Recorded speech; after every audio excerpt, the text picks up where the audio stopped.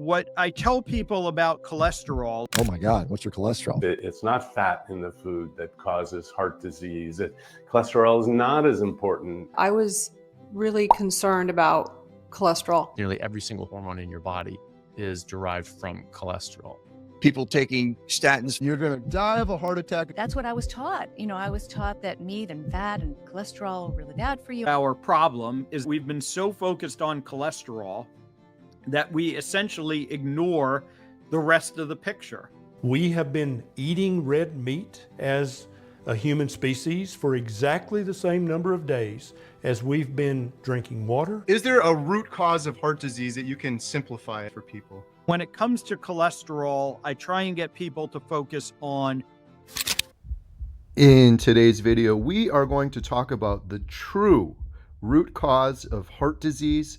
We're going to talk about carnivore and cholesterol from heart surgeon Dr. Philip Ovadia. We're going to hear from Dr. Eric Westman, Dr. Ken Berry, Dr. Tony Hampton, Dr. Shawn Baker, Dr. Anthony Chaffee, their perspective on the true root cause of heart disease. Dr. Philip Ovadia, Renowned heart doctor. Conducted over 3,000 heart surgeries. Is there a root cause of heart disease that you can simplify? The simple root causes of heart disease are inflammation and insulin resistance. And those two are related, but, they can also occur sort of independent of each other. But these are the true root causes of heart disease. What I tell people about cholesterol is it's not irrelevant. It's just downstream from those root causes. Focus on the quality of your cholesterol, not the quantity of your cholesterol. And that cholesterol quality is affected by insulin resistance and inflammation. So that is really what the root cause that I believe we should be focused on is. And, the scientific literature, the studies support this. I did a talk a number of years ago for one of the low carb meetings where I went through every paper that I could find that had a comparison of the risk associated with high cholesterol and the risk associated with insulin resistance when it came to cardiovascular disease. And in every one of those papers, the magnitude of risk associated with insulin resistance was much higher than the magnitude of risk associated with increased cholesterol. I think at the crux of our problem is that we've been so focused on cholesterol that we essentially ignore the rest of the picture, the insulin resistance and the inflammation. When you take care of insulin resistance and inflammation, cholesterol is probably no longer an issue. That's how I think about heart disease these days and how I talk to patients about heart disease these days. So if we really simplify it, it's from eating processed foods and sugar and things that we weren't intended to that causes the inflammation and insulin resistance for the most part? Yeah, that's certainly a major factor. There are other factors. There are other lifestyle factors. There are things like... Quick interruption. Beast Mode Soap sent me this soap, 100% beef tallow, free to try. This is certified grass-fed tallow, never vegan, made in the USA, natural essential oils. We got forest ash, paleo pine. We're in the pine forest. The forest ash is my favorite. I've been using it for a while now. They sent this to me for free, but I liked it so much I agreed to do a paid partnership with them because I believe people need to know what they're putting on their body. And the soap that I had at home is full of chemicals, detergents. Seriously, after I use this soap, my skin feels so soft and so incredible. What you put on your skin ends up in your bloodstream. And I only want to put good things in my body and on my body. And this, there couldn't be much better. This is 100% beef tallow. Learn more at beastmodesoap.com. There are things like smoking, which certainly contribute to inflammation. But the primary driver of insulin resistance certainly seems to be ultra-processed food, which includes sugar and highly refined carbohydrates, and also includes processed oils, vegetable seed oils, that both independently and certainly combined can really wreak havoc on our development of insulin resistance. The carnivore diet's high saturated fat content raises LDL cholesterol. You're going to die of a heart attack. It's going to clog your arteries. You can't eat only meat. Yeah, so thousands of people are eating only meat right now in the United States. Tens of thousands, hundreds of thousands around the world. There is no scientific study that has proven that red meat causes cancer or heart disease or any other negative health outcome. We have been eating red meat as a human species for exactly the same number of days as we've been drinking water and breathing air. And so when you say, oh, red meat's bad for you, that should be the same exact thing as saying, oh, breathing air is bad for you or drinking water is bad for you. We've been doing all three for exactly the same number of days as a species. So there's no scientific proof that red meat causes heart disease or cancer or anything else. And we've been eating red meat for just as long as we've been breathing air and drinking water. How's that a problem? You can't eat only meat. You're going to have a heart attack. You're going to clog your arteries. What about cholesterol? Yeah, that's probably the biggest criticism of this and any low carb diet is that sometimes we see people where the cholesterol goes up, and we have a pretty good handle on why that's occurring now. I think hats off to Dave Feldman and others that have shown that this lipid energy model has been demonstrated over and over again. There's a number of scientific papers that shows that, is that the reason LDL cholesterol goes up in people on low carb diets is because of higher trafficking of energy in the liver in the form of fat, because we're lean and we're not metabolically unhealthy. And that's a very different situation to the standard American who is obese, overweight, pre-diabetic, stuffed full of energy, and that energy has nowhere to go. It's like driving around the mall at Christmas time, you can't find a parking space, and seeing a lot of traffic versus going to the Indianapolis 500 and seeing cars whipping by. There's different reasons for there to be a lot of traffic on the road.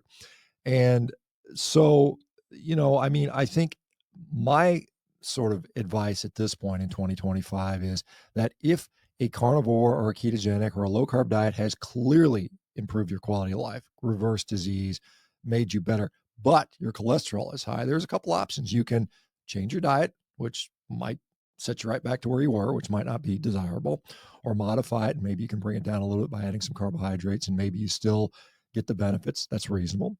You can take drugs. Some people want to do that. Some people don't. Or you can say, hey, look, I'm okay. I'm going to leave my cholesterol high, but I'm going to monitor things. I'm going to get some imaging, look at my heart, maybe a CAC score, maybe a CT angiography or something along those lines, and just see how it plays out. Now, that's 2025. Now, 2028, we may have enough data where we can just say, you know what?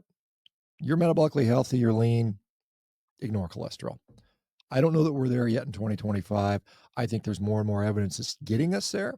But again, in trying to be as responsible as I can, I have to say that, this is something that you should take notice of, and then you should just, take catalog of everything else risk factor wise, get some objective data, some sort of, scanning, imaging, and then just monitor as time goes by.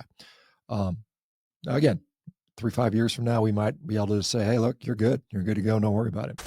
Won't all of that meat clog your arteries and give you a heart attack? Yeah, well, that is based on studies that were observational. So there have been some observational studies that would suggest that eating meat is harmful. But what they don't do in those observational studies is they don't look at, are they healthy meat eaters or not? So a healthy meat eater is a person who has a pretty healthy lifestyle. They don't smoke. They don't have a lot of stress going on. An unhealthy meat eater is eating the fast food burgers, the French fries, and the sugary drinks that go with it. So was it the meat or was it the French fries or the sugary drink? So the quality of the meat, paired with a healthy lifestyle, will absolutely solve that concern. The reality is when they do randomized controlled trials, they do not see an association between meat and mortality. So it's all based on poorly done studies that do not show cause and effect. And when they do cause and effect randomized controlled trials, they do not see that connection. Everybody should get a fasting insulin level, which is 6 times more predictive of a heart attack than a cholesterol or LDL. And even your blood pressure is 2 times more predictive of a heart attack than the cholesterol and the LDL. So do those tests. Obviously, the A1C test is important. There's other tests to consider, like a apolipoprotein beta A ratio. And we've been taking statins and we were low in cholesterol. And we're doing all these things. It's just getting worse. So obviously that didn't help. And when you take care of the insulin resistance and you take care of the inflammation, the cholesterol is probably no longer an issue. That's how I think about heart disease these days and how I talk to patients about heart disease. Highly refined carbohydrates and also includes processed oils, vegetable seed oils. It's motor oil. Motor oil. It's machinery lubrication. It was used a lot during World War I because it was a lubricant. Up until 1974, they couldn't sell it for anything else. Vegetable seed oils that both independently and certainly combined can really wreak havoc on the development of insulin resistance. So I would not worry about eating eggs and things with cholesterol because those things are not associated with cardiovascular disease at all. No, actually higher cholesterol levels were associated with better health outcomes. In the United States, there were about 350,000 house fires last year. And if you look at that data, in almost every instance, firemen showed up. But if you look at that data, you could come to the conclusion firemen cause house fires. And this analogy the person was making was saying it's kind of similar with cholesterol. If you look when someone has heart disease, you see cholesterol there. The cholesterol is getting blamed for the heart disease, but in reality, the cholesterol may be going there to heal inflammation. Is that a fair analogy? Is that a fair analogy? Yeah, it definitely is. You know, cholesterol is basically the body's repair mechanism for the damage that's being done to our blood vessels. And that damage is from inflammation and insulin resistance. I made sure I got my heart scan. I was blessed to have a 0 calcium score. So I just think that we are worried about things we shouldn't be worried about. And the numbers don't lie. When you make this dietary change, I would almost ignore the cholesterol and LDL unless you get the particles and focus on the triglycerides to HDL ratio. Basically, a high cholesterol is what you want. Critical. So they found no association between increased levels of saturated fat and heart disease. None. And they said there is no reason to have any upper limit or recommendation on the maximum amount of saturated fat to eat. There is none. There's tons of civilizations around the world that have no heart disease and eat extremely high saturated fat. Maasai eat very heavily, fat and animal-based meat and dairy. The Inuit just eat blubber, and when you're looking at people that are eating that way, you see very low levels of heart disease as well. Statins are the most lucrative pharmaceutical that's ever been put on the market. The harm that statins cause, increased risk for diabetes, increased risk for cognitive decline. And so they are definitely not going to let go of that cash cow very easily. And because people are on it for decades, and they're telling people now, well, atherosclerosis starts in your teenage years. So really like in your 20s, you should be on a statin. You should just be on this for the rest of your life to try to protect you from this. That's garbage. They just want everyone to be addicted to their drugs. Talking about statins. And the researchers wanted to know, how much longer do the statin takers extend their lives? Was it months, years, decades, So they had this study. It involved 92,135 patients. And so they wanted to know, how much longer, and the results were shocking. What they found, they had 2 groups, and they found that those in the group taking statins for primary prevention, in other words, no heart attack yet, they lived a big 3 days longer than those in the other group not taking a statin. People taking statins for secondary prevention, in other words, they already had a heart attack, they lived a big 4 days. It was an absolute risk reduction of 1.1%. If I could explain this to someone, the patient may say, I'll take my chances. I am about to enter my 8th year. Just suffice it to say, I'm very much an advocate for a carnivore style of eating, for sure. So being an LMHR, lean mass hyperresponder, yes, my cholesterol, but guess what? My CAC score, my cardiac calcium score went from, and I've had 3 of these done, went from 168 down to 33, and then 0. And I had to type that into one of Dr. Berry and podcasts. People say, "Oh, you can't reverse arterial plaque. You can't reverse any of that." Hello.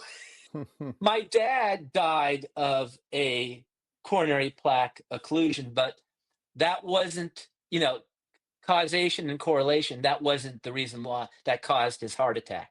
That wasn't the root cause. And that's another misnomer. And that's why doctors like Dr. Nader Ali and Philip Ovadia, debunk that, along with Dave Feldman and Nick Norwitz, and along with all the other doctors. Guy who's keeping things safe. But I was always in the clinical practice. And, I struggled, like most doctors at the time, of how to fix things, how to fix heart disease. We had no tools. And so basically we managed them. And in my practice at the VA Medical Center in Durham, North Carolina, which is just really down the street here from Duke, 2 of my patients fixed themselves in front of me. And they read books. They said that they read the Atkins book and lost over 50 pounds. And they were kind enough to teach me, drug me to learn about it, perhaps. But I was fascinated that people could do this on their own. I was worried about the safety. At the time, 25 years ago, I think 99% of doctors knew that Atkins diet would kill you and cause heart disease. And in short, over the last 25 years, we started doing clinical research, and it's the opposite. It's actually a very good way to reverse diabetes. It's not fat in the food that causes heart disease. Cholesterol is not as important as everyone. So it's been a very interesting journey. And then other people have done research and validated what we had found. Well, we were just validating what Dr. Atkins had done. And Dr. Atkins just followed what he read in the medical literature. Actually, how ironic that may sound. But today, the medical world is just out of date, in terms of knowledge about what food can do. Thank you so much for watching. If you're interested in learning more about our documentary, Healing Humanity, The Power of a Proper Human Diet, or supporting it, please visit donate.healinghumanity.movie. Our goal is to reach millions of people that are hopeless right now, and sharing the examples of real people over the course of 1 year that are undertaking a proper human diet to overcome obesity, type 2 diabetes, depression, anxiety, fertility issues. We couldn't do it without you. We thank you so much. We are also selling these shirts, Healing Humanity, The Power of a Proper Human Diet. Every penny we get from those goes towards the documentary. And last, we have memberships. If you click the little join button, it's best to do it on desktop. Under any one of my YouTube videos, you can join and become a member. We have hundreds of members right now. We do members-only videos. We do members-only behind the scenes. You can email me as a member and I'll answer you. And every penny from that goes to support the documentary. And the last thing is we have these Redmond's portable salt shakers. These things are awesome. You can get the best salt. You can take it with you. We sell these on the website along with our water bottles and cutting boards, and every penny from all of those goes 100% towards supporting the documentary. You can also sign up for our newsletter, which is completely free. All of these links are in the description below. Thank you so much for your support. Now back to today's video. Thank you so much for watching. If you want to learn more about what you should be eating and the science behind what you should be eating, you're going to want to click on this video seen on the screen here. Thank you so much for watching. If you enjoyed this video, please leave a thumbs up, share with a friend, and make sure you're subscribed.